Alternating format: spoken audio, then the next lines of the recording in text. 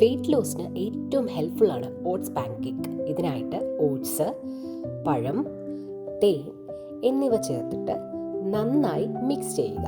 Mix ചെയ്തതിലേക്ക് കുറച്ച് പാല്, മുട്ടയും ചേർത്ത് നന്നായിട്ട് മിക്സ് ചെയ്യുക. Mix mix mix.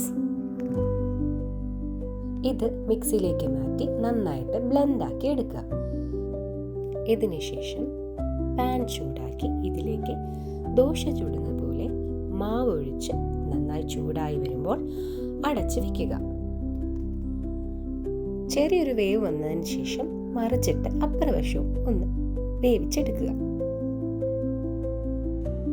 ഇതിലേക്ക് കുറച്ച് തേനും കൂടി ഒഴിച്ച് സെർവ് ചെയ്താൽ ആഹാ സൂപ്പർ.